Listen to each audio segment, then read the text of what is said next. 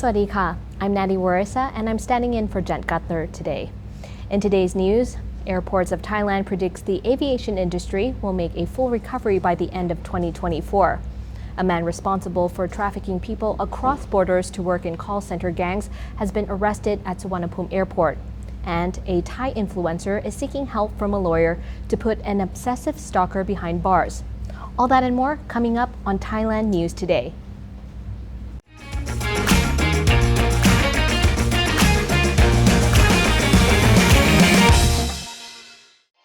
Today's show is brought to you by Thaiger Property for all your real estate needs in Thailand. Link in the description below. A Thai influencer hopes that 2 years of being sexually harassed by an obsessive stalker is now over after seeking help from a lawyer. A female influencer, Mintra Cheongwangkham, aka Minton, met a Thai lawyer, Rashapon Siri Sakhon, yesterday to discuss 2 years of hell after being hounded by a security guard with an alleged rape and drug charge on his record. Minton revealed at first she thought the security guard, named Nathawat, was just a fan who liked her. But over time, he became more obsessive and threatening. The influencer made it known he not only threatened her, but also her family. Nathawat told her on July 15th that he would go to her sister's school, which made her family very worried. The security guard also set up a series of fake social media accounts after she blocked him on every platform, making fans confused and trying to ruin her good name and reputation. He even created a fake Facebook account with her name and pictures and posted messages claiming that he was her boyfriend. He also posted a nude picture of a woman who looked like Minton, claiming it was her.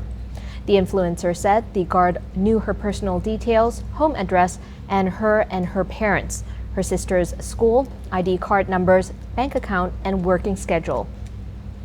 Nathawat stalked her at a public event and tried to get close to her, but then disappeared, sending threatening messages saying he would reveal personal information if she refused to be his girlfriend. In a Facebook post, Minton reported the guard had been charged with drug and rape offenses and was curious why his company didn't check his background before employing him. Nathawat worked as a guard at a condominium in the Sukhumvit area in Bangkok.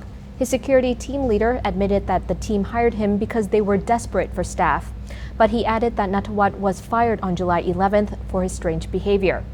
The lawyer informed the media that he and his client have gathered enough evidence and will file a complaint to the police. A Chinese man wanted for trafficking Chinese people across borders to work in call center gangs in Laos and Cambodia was arrested at Suvarnabhumi Airport in Bangkok on Saturday. Chief of Police Suwat Jangyot-suk received a call on Friday, July 22nd, warning him that a Chinese fugitive wanted on an Interpol red notice would be traveling to Suvarnabhumi Airport in Bangkok the next day. Zhou Dawei was wanted in China after suspicion of trafficking people in and out of the country. Dawei was arrested by Thai police upon his arrival in Bangkok on Saturday and was interrogated at Suvarnabhumi Airport Detention Center. Dawei confessed to bringing Chinese people into Laos and Cambodia to work in call center gangs. Chinese authorities informed Thai police that Dawei's passport had already been revoked and requested that he be deported back to China to be prosecuted. The Chinese authorities paid for his deportation, and the police chief Suwat said that Thailand's Prime Minister Prayut Chan-o-cha is working hard to combat call center scams and other cyber crimes in Thailand and Southeast Asia. Thailand is working closely with authorities in all ASEAN countries who are facing similar problems. Gang violence in the greater Bangkok province of Pathum, Thani has escalated with 17 teenagers being arrested by police after throwing small bombs at each other. Chinese media reported that in the province of the north of Bangkok, or Soi Thammanatsuthi 23 in Mueang district, explosions were heard 3 separate times related to gang wars.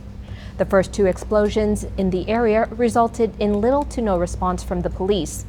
The first time, at the end of last year on December 29th, a few motorbike riding gang members were given a warning and had their details collected, but the second time was not even reported to the police and no action was taken. Most recently, an explosion rocked the neighborhood on July 19th in the wee hours. This time, the violence and explosives were caught on CCTV footage that was able to clearly display what occurred. The gang members all appear to be teenagers, mostly between the ages of 15 and 19, according to the police.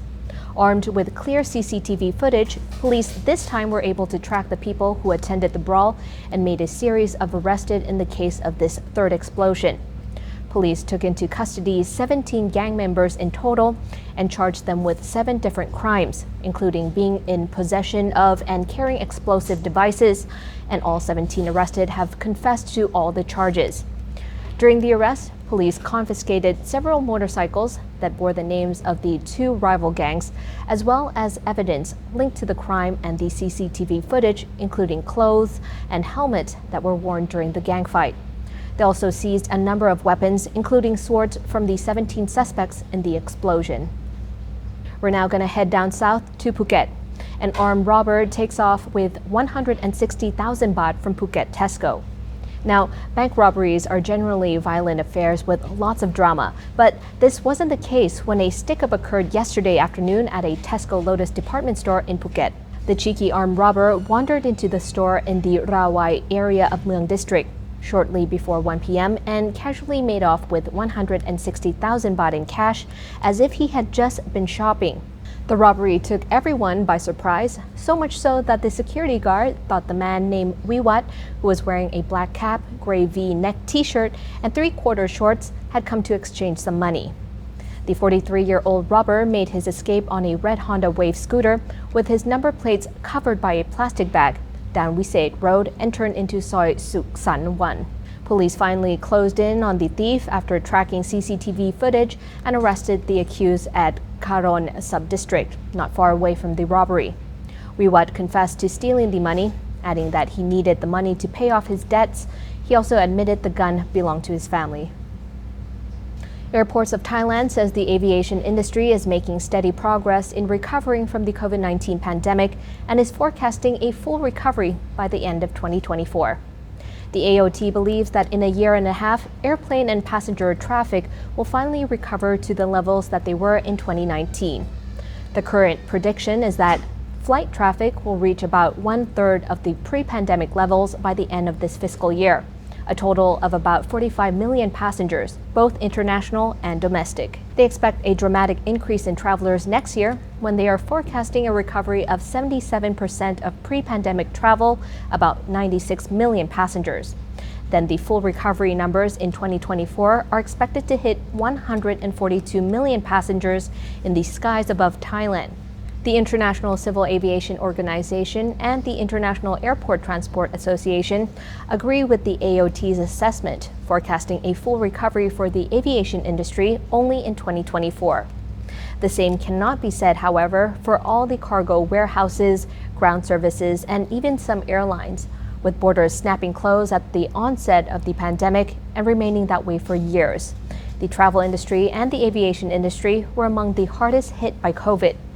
Cost-cutting efforts have reduced the number of flights and routes by up to half, making it difficult to immediately bounce back now that there is more customer demand.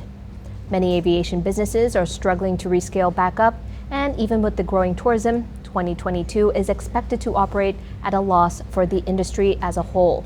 The AOT says they're hoping that 2023 will finally see a return to profitability for the airline industry and the related businesses.